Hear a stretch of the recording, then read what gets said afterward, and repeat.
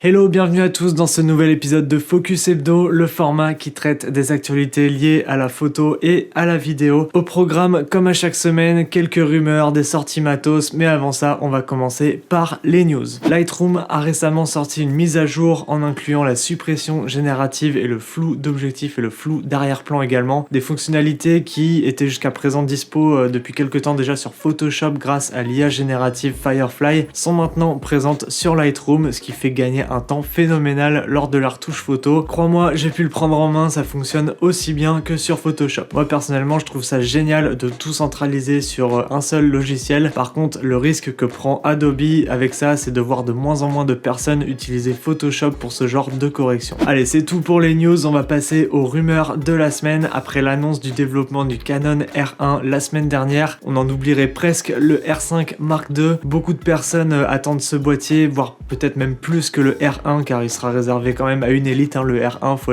être honnête. Selon Canon Rumors, l'annonce du R5 Mark II devrait être faite en juillet. Alors quelles seront les caractéristiques de ce boîtier? Je dois dire que c'est assez compliqué quand même de faire des prédictions sur le R5 Mark II honnêtement. Quel capteur, quelle résolution d'image, quelle fonctionnalité en photo, en vidéo? Est-ce qu'il sera aussi proche du R1 que le Z8 l'est avec le Z9 chez Nikon par exemple? Forcément, Canon va devoir faire quelques compromis par rapport à un flagship. Il va bien falloir justifier l'écart de prix entre les deux modèles. Alors moi, ce que j'aimerais bien voir sur un Canon R5 Mark II, ça ne tient qu'à moi, c'est un capteur empilé de 45 millions de pixels, une rafale en photo à 40 images par seconde en RAW et 120 images par seconde en JPEG avec un dual AF2, une meilleure reconnaissance et détection des sujets, un mode de pré-prise de vue de 1 seconde, voire même 1 seconde et demie, tant qu'on y est allé. En vidéo, j'aimerais bien voir de la 8K60 et de la 4K120 avec l'intégration du C-Log 2 en interne, une prise full HDMI et pas de surchauffe aussi, s'il vous plaît. Et toi, n'hésite pas à me partager ce que tu aimerais bien voir sur le Canon R5 Mark II dans les commentaires. Allez, on continue avec les rumeurs. Je sais pas trop où placer cette info, mais je suis tombé sur cet article de Drone XL qui explique pourquoi la gamme R de DJI est plus rapide à développer que la gamme Mavic. Alors pour rappel, il existe 4 modèles de chaque, le Mavic Air, le R2, R2S et R3. Et concernant le Mavic, il y a le Pro, le 2 Pro, le 3 et le 3 Pro. Et si on regarde attentivement, on voit que la gamme R a été lancée 2 ans après la gamme Pro, donc en 2018. Et au final, on voit qu'il faut 1 an ou 2 pour qu'un drone de la gamme R soit renouvelé contre 2 à 3 ans pour la gamme Pro. Ce qui soulève une question,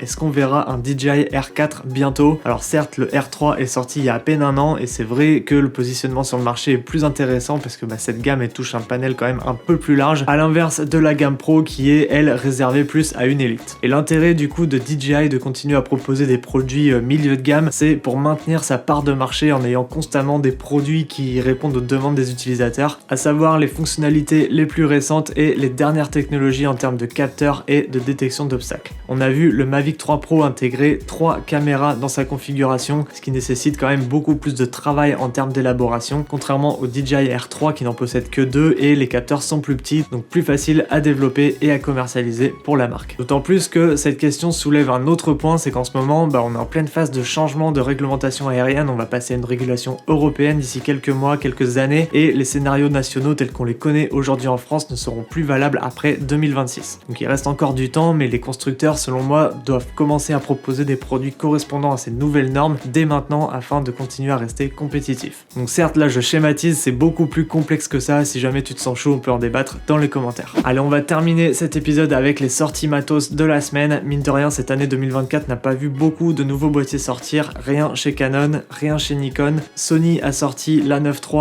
à cheval sur l'année 2023 et 2024. On a eu le droit par contre à 3 boîtiers chez Fuji quand même, et aujourd'hui Panasonic nous annonce le Lumix S9. Donc j'en ai parlé la semaine dernière, on est bien sûr sur un boîtier plein format de 24,2 millions de pixels qui reprend un petit peu les codes du S5 II et du S5 IIX. On a un double mode de stabilisation sur 5,6 stops, un double ISO natif aussi, le profil Vlog en 422 10 bits qui est un pur bonheur à travailler, qui nous offre plus de 14 stops de dynamique. Grosse nouveauté sur ce boîtier, on a un bouton lutte qui nous permet d'intégrer directement des luttes sur notre plan, ou bien quand on shoot en photo, on peut carrément intégrer des presets. En termes de résolution vidéo, on a de la 6K 30 en open gate et de la 4K 60 croppée. Autre nouveauté aussi, on a l'apparition de Lumix Lab qui est une appli qui permet de transférer les données du boîtier directement sur le smartphone. Quelques points négatifs à noter quand même, c'est l'absence de viseur. Alors j'entends très bien l'argument du look, de la compacité. D'ailleurs ce produit il est plus destiné à des créateurs de contenu type vlogueurs, voyage par exemple, qui veulent pas trop se prendre la tête maquettes plutôt qu'à des photographes qui font des prestations pour des clients, auquel cas là on aurait besoin d'un viseur. Alors je suis pas en train de dire que c'est pas possible de faire des prestations avec, disons que c'est pas la cible. Et autre point négatif, l'enregistrement vidéo se stoppe au bout de 10-15 minutes, je sais plus très bien. Je sais pas pourquoi cette limite, toujours est-il que pour un vidéaste pro ça ne correspondra pas non plus. On est sur un produit comme je l'ai dit qui est plus axé lifestyle, vlog. Je verrais très bien moi ce produit dans les mains d'un photographe ou vidéaste qui n'a pas envie de prendre son studio entier pour partir en voyage, juste un boîtier et on shoot dans le même esprit que le Fujifilm X106. Les seules différences c'est que sur le S9 on peut mettre l'objectif qu'on veut, c'est interchangeable et aussi on a un plus gros capteur. Le prix, on retrouve ce boîtier à 1699 € et il sera dispo en 4 coloris, donc noir, rouge, vert ou bleu. Portkeys sort un nouveau moniteur, le HD7H, c'est un moniteur de 7 pouces entrée de gamme car il coûte moins de 100 €. L'écran de 1000 nits est capable d'afficher un signal jusqu'en 4K 30 images secondes. Il n'a pas de sortie HDMI, juste une entrée. On a un port jack ainsi qu'une sortie casque, les principaux modes d'exposition bien sûr. Il est livré avec un pare-soleil, un support de moniteur ainsi que tous les câbles HDMI. Allez, on termine cet épisode avec Laowa qui nous sort deux nouveaux objectifs dans la gamme Home Cinezoom. On a d'un côté un 14-60 mm